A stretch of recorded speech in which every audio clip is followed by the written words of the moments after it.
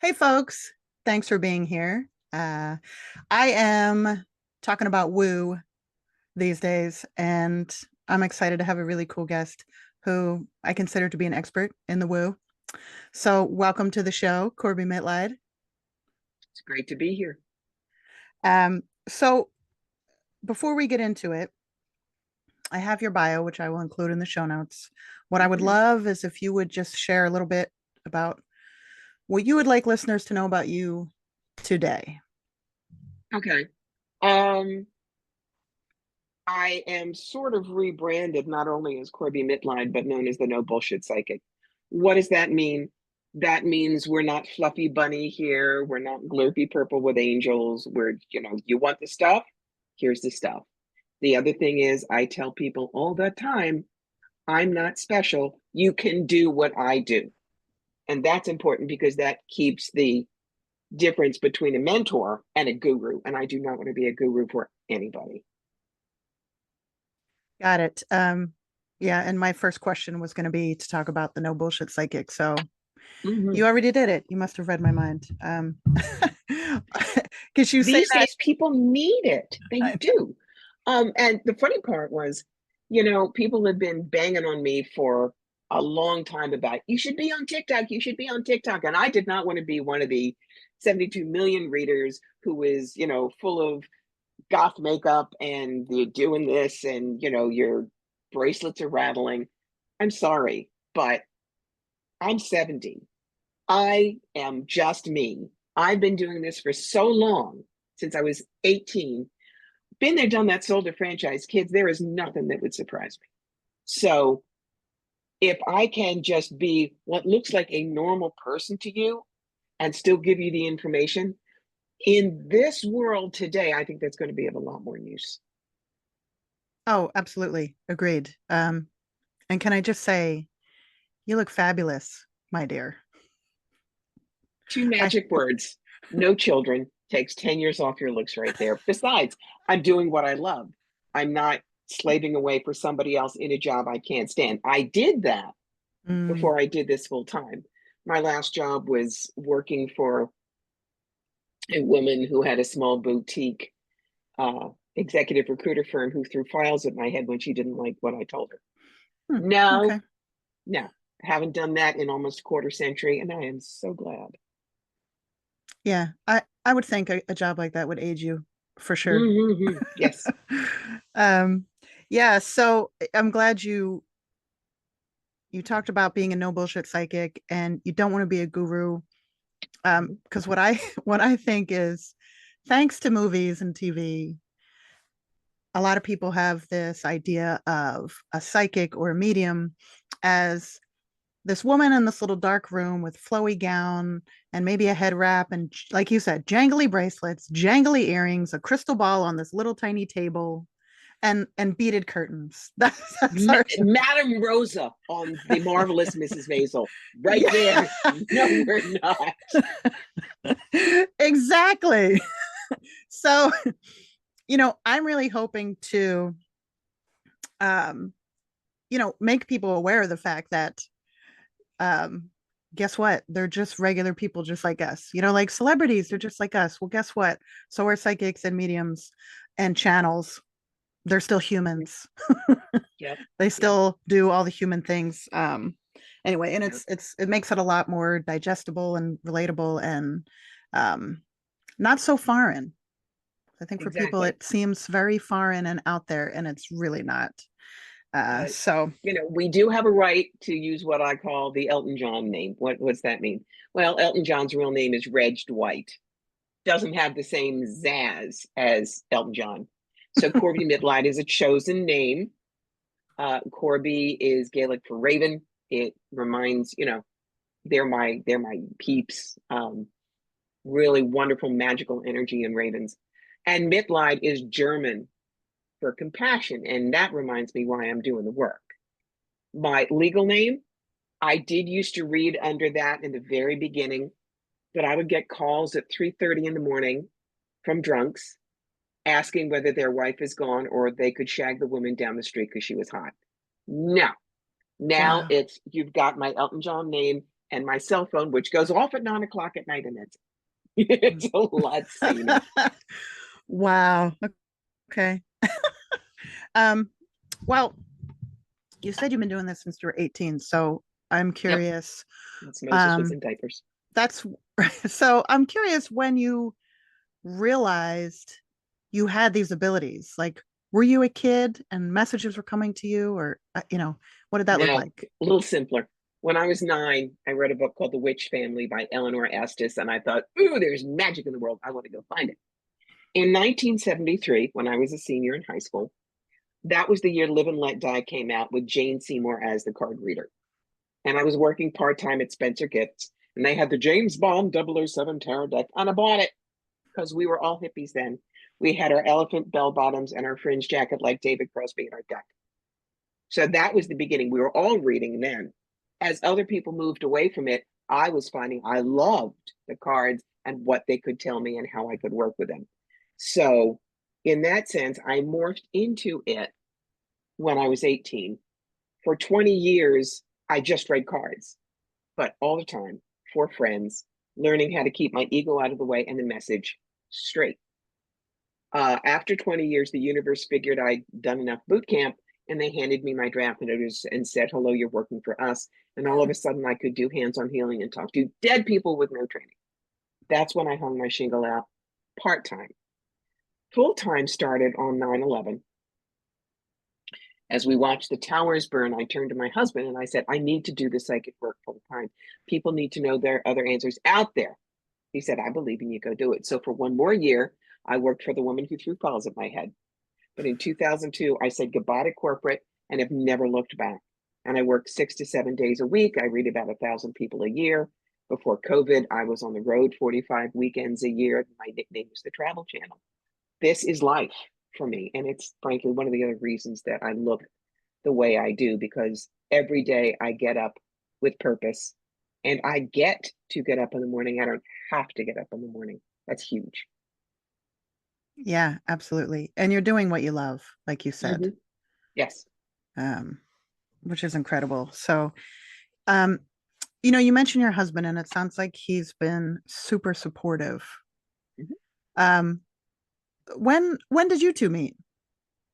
We met, more metaphysics. We met in 1991. I was actually engaged to another guy, but this was at the old Rhinebeck Aerodrome in Rhinebeck, New York. And I had no interest in planes.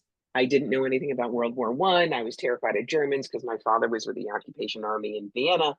Um, but while there, I saw some World War One German planes flying, and that burst open a past life at that time as a German pilot.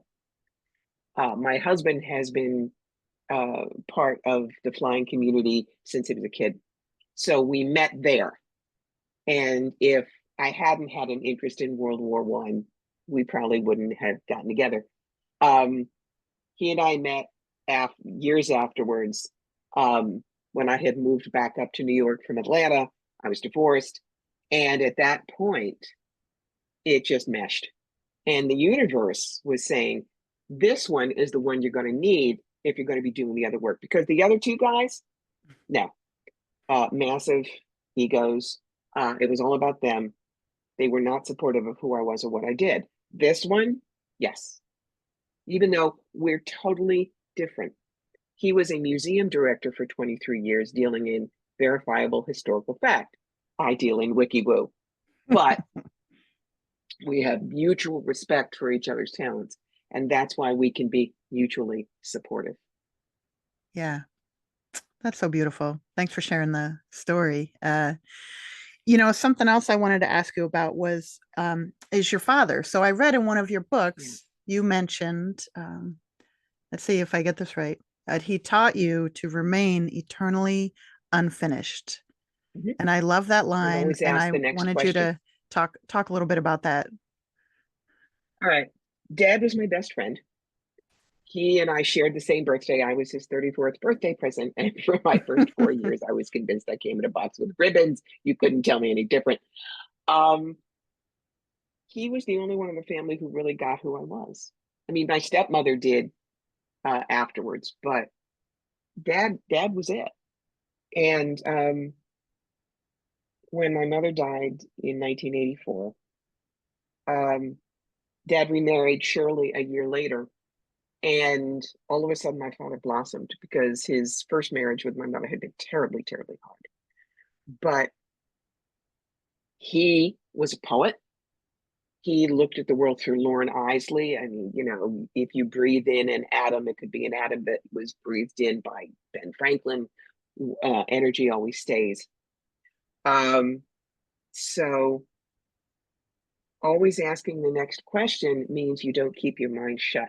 To the day he died, there was a part of his mind that was open for new information to come in. Oh, wow.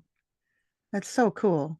How amazing to have that kind of support because Well, that's part of pre-birth planning, which gets into the work I did with Robert Schwartz on his book series. But dad's soul and mine usually come in same generation as best friends. But mm, this time, with the pre-birth plan that my soul was setting up, which was very difficult, very crowded, it knew I would need a best friend as a father. So the soul of my father agreed, instead of coming in best friend this time, we would do the father-daughter thing, so I would have that support. ah. So how do you know about this pre-birth plan? Tell me about this. I've Um, never heard of this. well, um, doing the work with Robert Schwartz, his book series, Your Soul's Plan, Your Soul's Gift, Mhm. Your Soul's Love, we learned that karma is not just bad and good. Karma is basically five things: healing, service, contrast, unbalanced energy, and healing of beliefs. And when you look at life that way, it opens things up wildly. And I use the example of Ryan White. Ryan White was the kid who got AIDS from a blood transfusion back in the late 80s. And we knew very little about AIDS then, so he was treated as a pariah. He had to fight to be able to go to school. His family was really treated awfully. But, and here comes Elton, Elton John somehow became friends with a family and very close, basically adopted them. When Ryan died at age 18, Elton played at his funeral. He so inspired Elton that Elton got off drugs, booze.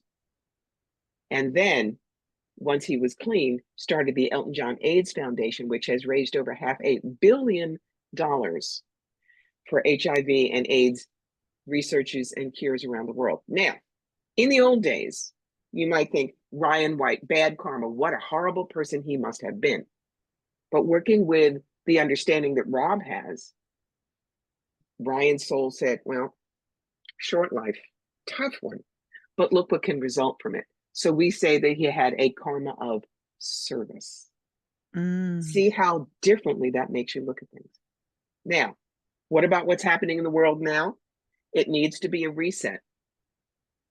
In fact, I just did a reading on it this morning with my fairies oracle deck. The whole point is we are at a point of birth. Much about the world, United States particularly, needs to go by the wayside. And labor is tough. Ask any woman.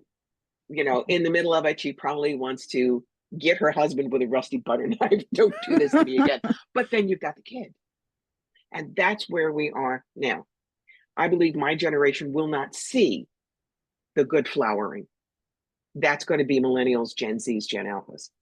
But if you understand you're part of the birthing process, you can deal with what's going on without the doomness gloom, the God hates us, blah, blah, blah, blah, blah. Labor is tough, but what comes after is wonderful. Yeah, I think that's really helpful for a lot of people. I think to be able to shift their perspective and Mm-hmm. yeah, um, because it feels like a lot of doom and gloom some days. So Mm-hmm. Mm-hmm. I appreciate your perspective on it. So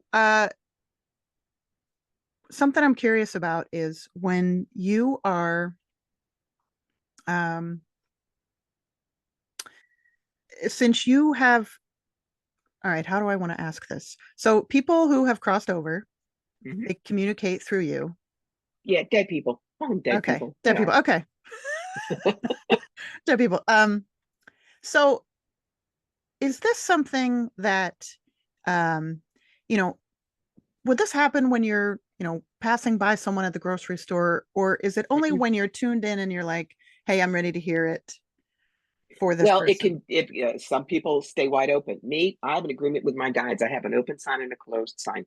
Mm. And I will only do readings, 3 conditions. Number one, this is a paid reading and you sit down with me. Number two, it's a barter. You give me a chicken. 3, it's pro bono and I choose to gift it to you. Because otherwise, it can be too much like a drive-by psychic shooting. Now, what's that? Let's use Teresa Caputo, the Long Island medium, as the example. You're in Wegmans and you're feeling up a cantaloupe to see if it's ripe. And she walks up to you and says, excuse me, your Aunt Dora, she has a message for you.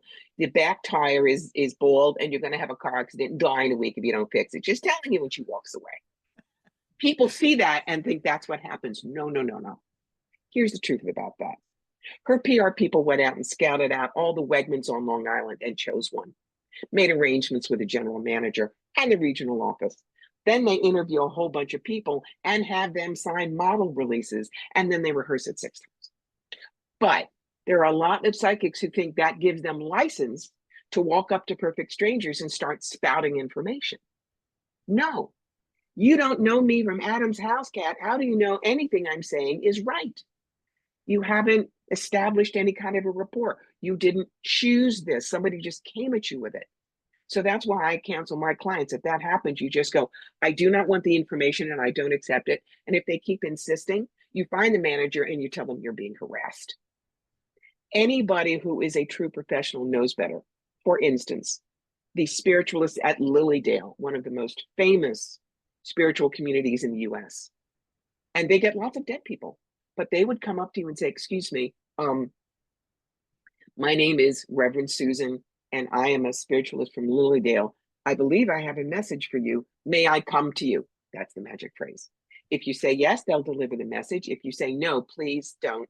They will not, and they will walk away knowing that if you really need that message, Spirit will get it to you in another way when you're ready.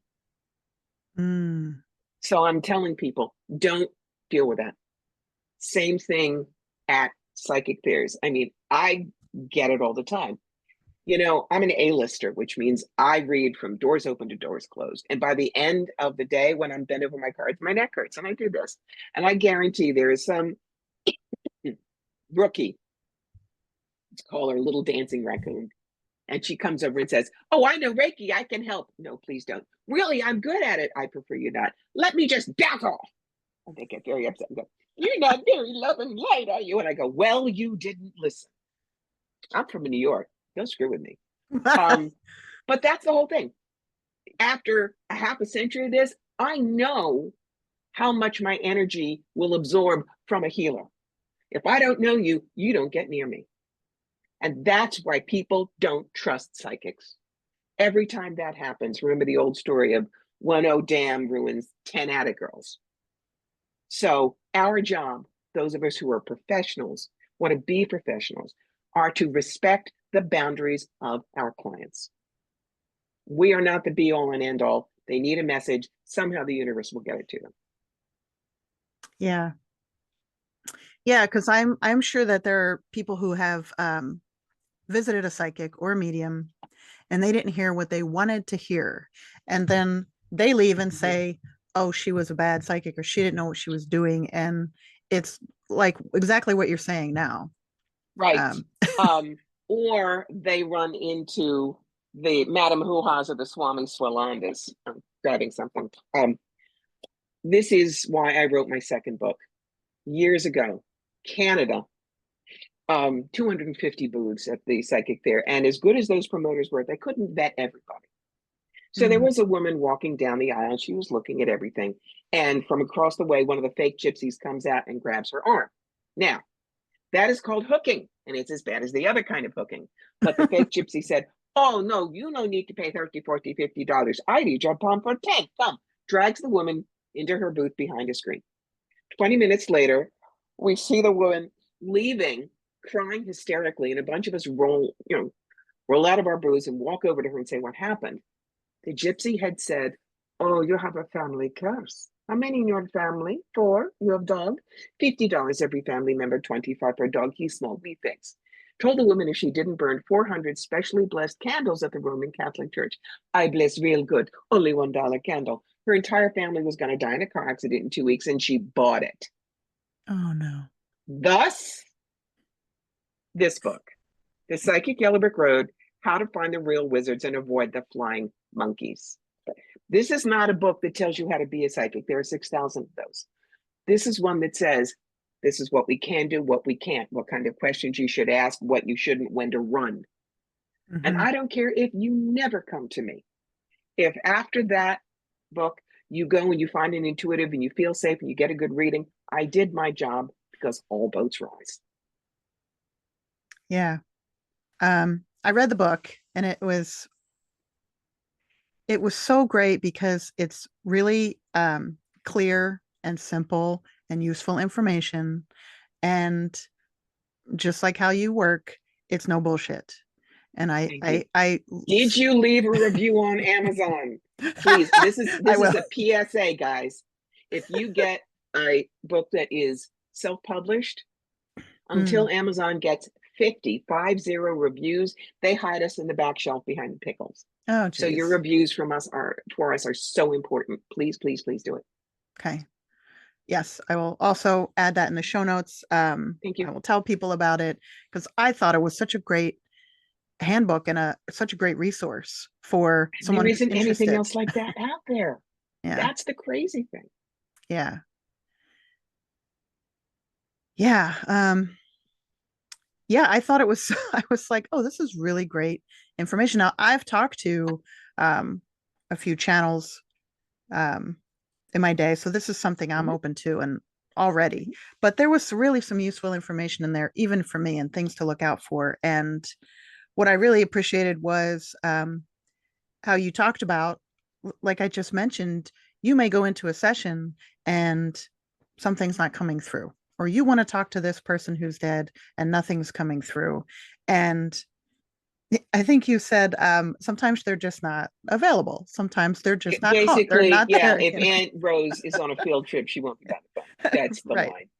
Right. And I think it's really important to point out that and it's something your book does, that this is not a reflection on the abilities of your practitioner.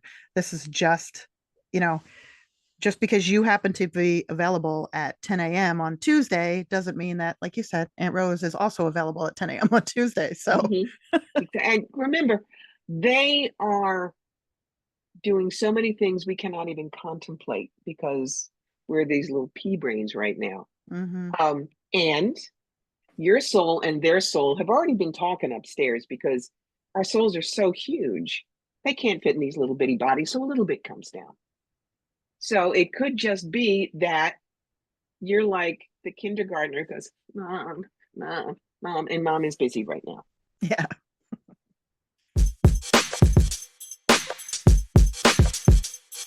Who said that? Who said that? Who said that? Who said that? Who said that? Who said that? Who said that? This is what I call my personal motto. And it is a quote from Robert Heinlein's book, Time Enough for Love. In life, moderation is for monks.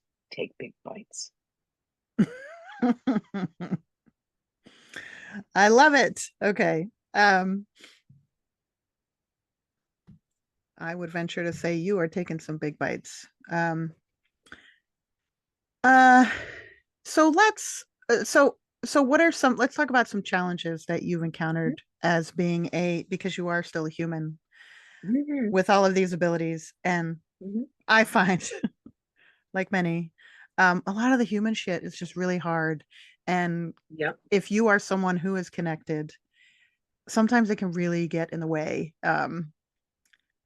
But it's also part of our journey. We're here to have a human experience. So what are some of the big challenges that you've had to kind of move through? And I would imagine they were when you were younger, starting out this business, but not necessarily. Okay. In my life, I had been through 3 bouts of breast cancer, 2 divorces, rape, poverty, and abuse, and I'm still here. Because I've learned that it's all about the examined life. Now, what's that? You always ask yourself the three most important questions in the world. And when I was younger, I didn't know how to do this, but in retrospect, that's how I have unplugged the charge from the other things that happened. What am I X about? X is whatever your emotion is. Why am I X about that? And the question we never ask ourselves, what do I think would happen if I stopped being X about that? Okay. Sorry, we've got lots of cat fur in the air. That's why I keep doing this. Let's take my third bout of breast cancer in 2004. I had just finally gotten married to the right guy 18 months before. And this was the second primary. It turns the danger clock back to zero. But the doctors in Boston said, well, 3 strikes, you're out.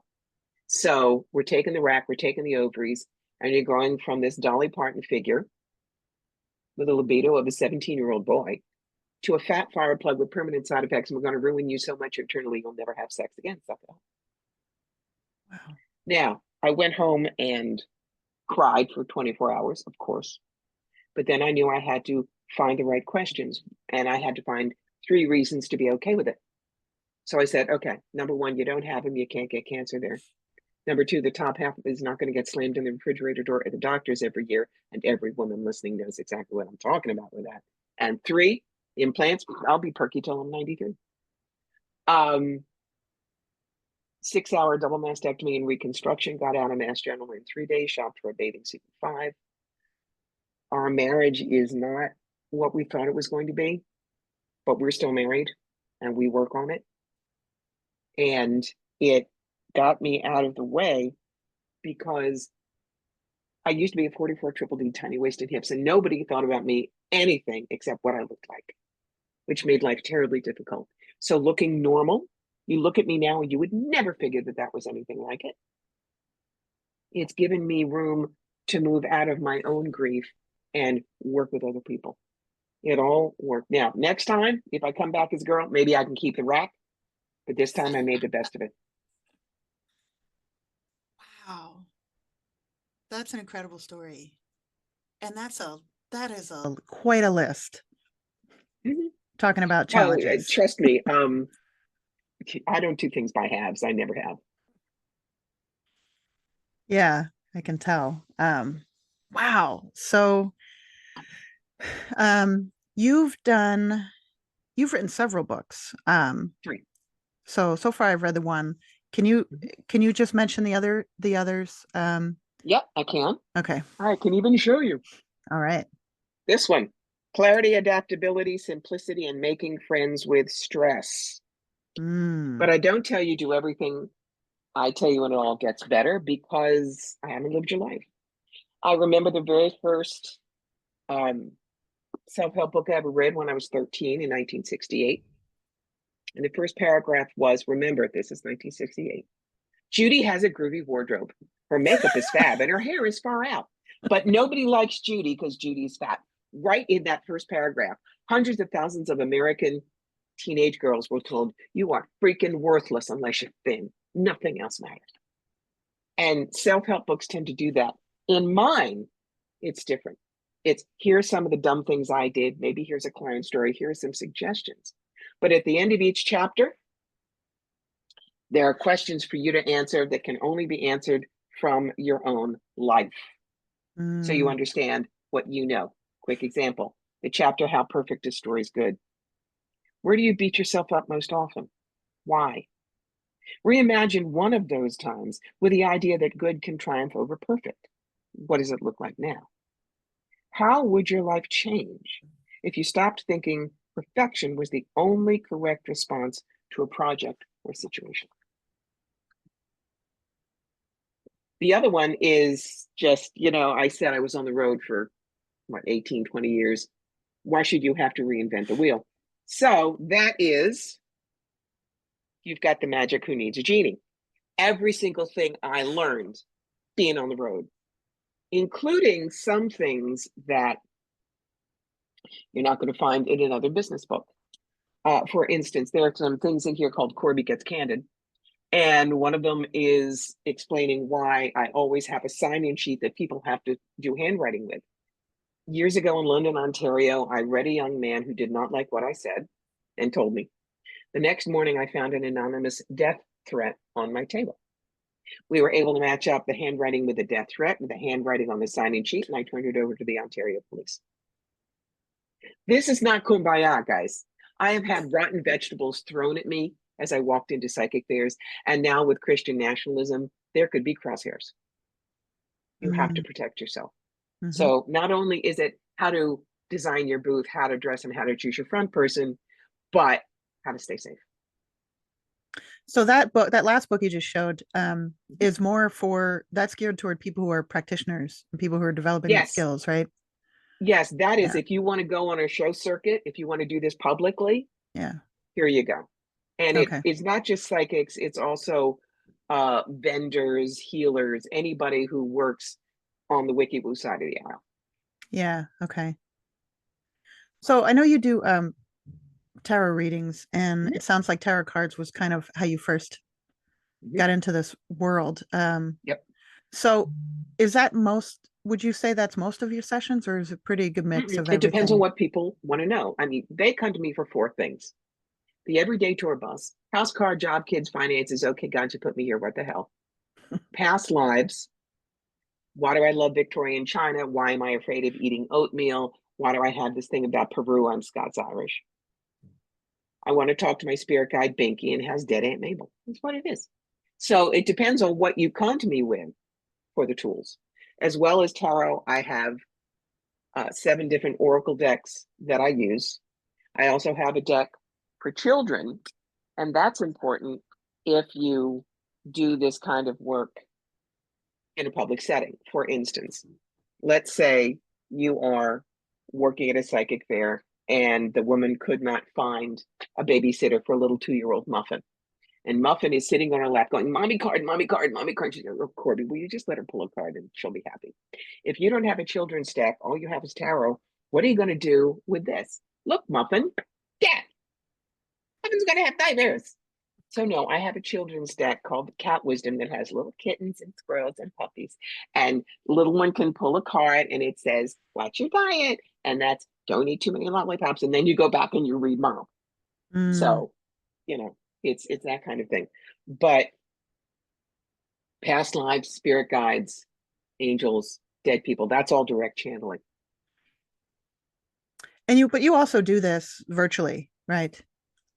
Oh yeah, I have not been on the road really since 2020. And the funny thing is, Spirit kept saying, we'd like you to work at home, please. And I kept going, no, no, no, because being on the road as often as I loved walking into Hilton brand hotels and getting the "we're not worthy" because I was a Hilton Diamond. So they made a point by giving me a herniated disc and pinched nerve in the summer of 2019, which does make having triplets feel like a tea party. 4 months later, I was pretty much 80% back, but the doctor said, your career is over. I'm sorry. You'll never be able to take those 10-hour drives again, and you can't load in and load out. You can't lift. So in 4 months, I scrambled to get my business completely online. And what happened at that point but the advent of the years of Murder Hornet Bingo and Hold My Beer? Everyone who was still just on circuit, their business tanked. I've always just kept it going. And at 70, yeah, I would prefer to read at home. Yeah. Not travel so much. Yeah, for sure. So, so it sounds like what you're saying is someone comes into you with, maybe I want to talk to Uncle Joe, or, you know, I keep getting these, I don't know, these urges to, I don't know, call my ex from 10 years ago and what's going on. And then, so you hear their issues, and then you decide what you're going to, if you're going to pull out a deck, which tool, if you're going to, a doctor hears that you're fatigued, and it could be that he takes a blood test, or it could be that he checks your diet, or what tools is he going to use? It's the same thing. So basically, when you sit down with me, the first thing I'm going to say is, what is the most important thing you want to get out of your knowing? And if you go blank on me, I'll go Brooklyn on you and go, darling, what's biting your butt? Because that everybody can pick something. And then we move from there. Okay. Okay. So how long is a session? About an hour? No, it could be 5 minutes if you have a burning question, or a soul plane reading, which is something that I work with the same as I did in Robert Schwartz's books. That is 12 hours of deep trance meditation, and then you're on the phone with me for an hour as I tell you what I got. But that's a luxury reading. You do not need that. General readings can be 15 minutes, 30 minutes, or an hour. If you've never had a reading with me, I discourage more than 30 minutes because you have no idea how fast I go, baby, but I am fast. Mm, When you read roughly 1,000 people a year, it's like going to the gym every day. Boom, boom, boom, boom. okay. So if someone came to you and Mhm. they're new, they've never done this, so they're just like, "Hey, I I'm just want very to, nice to rookies. I I, am. right, I just want to see what this is about. I'm not sure what to ask for. I'm not sure what I need." That's when you would kind of ask them Mm-hmm. what's bothering you right now, Because right? if they say, I don't know, just tell me anything you see, they're not going to get enough out of it. Yeah. Because if this is your encyclopedia, I'm fast, but even in an hour, I might only get to volume M. And if what Mm, you really wanted was at S, you're going to walk out there and say, oh, she didn't tell me anything. She was lousy. yeah. So, you don't walk into a doctor and say, I don't know, I just don't feel good, fix it. He takes Yeah. a history. Right. Yeah. I'm not sure what's going on. Just, figure something out. Yeah. Tell me what you see. Yeah. And I feel like that seems like it's pretty common. People aren't really sure what to ask, or they might even be afraid. So Mm-hmm. I think often people are afraid to hear the truth. So, Yep. um, Yep. and That is why I have the first two chapters of Yellow Brick Road in a little ebook called Psychic Answers. And if I Mm. find out somebody is a rookie, I generally send that to them because it'll tell them what we can and cannot do and how to formulate the questions. Oh, that's great. Okay. So if someone reached out, they wanted a session and they said, I never did this before, you would send them that. Yes. Yeah. Yeah, After they made the session. Yes. I don't just discriminately throw it out to people.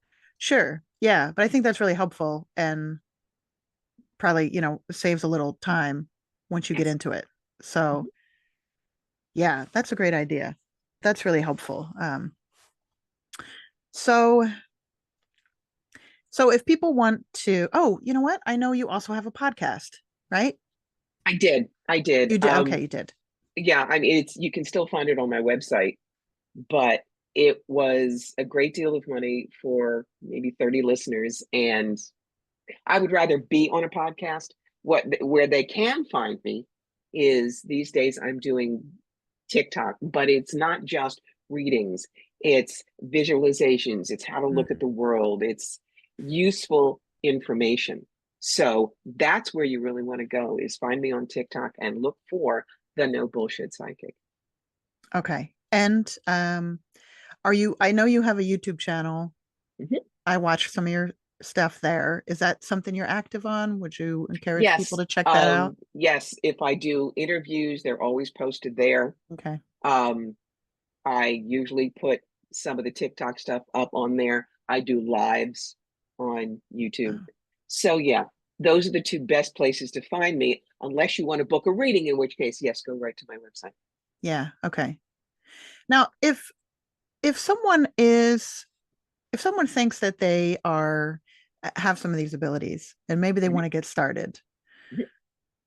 what would you say to someone who's like, I don't know where to start? I think I can connect. I think I okay. Go right here. This is the book I learned with Okay. 30, 40 years ago. Opening to Opening to channel. Channel by the late Sanaya Roman and Dwayne Packard. They were wonderful. And the reason I love that is it's very tab A into slot B instructions, and it helps keep you safe. You will learn what is a real spirit guide and angel, what isn't, what's your ego. And you need to learn how to ground center and shield and connect. Hmm. Then you're ready to, it's like, English bio 101, freshman first semester college. Then you can choose your major. Yeah. Yeah. And I think and like you said at the beginning, anyone can do this. They And can. They when can. I think a big part of it, like you've mentioned ego a few times, and Yeah. I think that's the hard thing for most of us is getting the ego Mm-hmm. out of the way.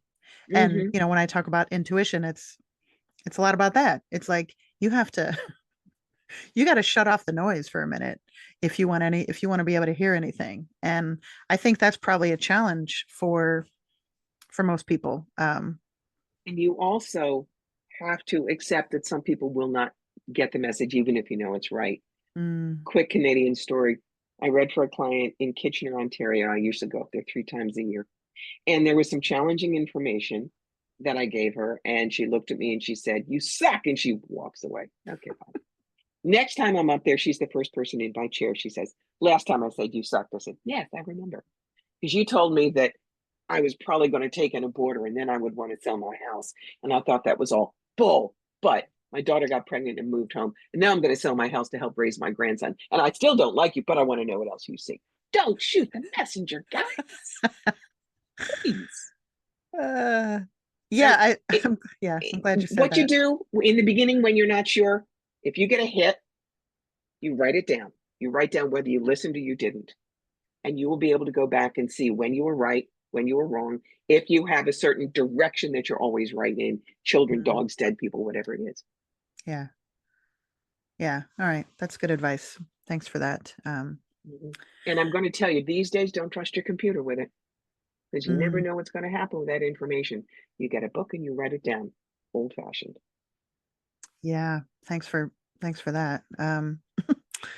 Well, well, this has been great and super informative. And yeah, for real. Like you're the real deal. No bullshit. So Thank you. it was great to talk to you. And any parting words you'd like to leave everyone with? Yeah, get started now. Yeah. The world is crazy enough that will be needed. The other thing I'm going to remind you is I'm 70, kids. I'm not going to be here in 30 years. The next generation needs to start learning and stepping up into their own power because you will be needed as we move forward. Yes. Thank you for that. I so appreciate your time. Thank you for joining me today. It was fun. This was really great, really great. And to everyone listening, as always, you are enough just as you are, and you are loved. Make a great day.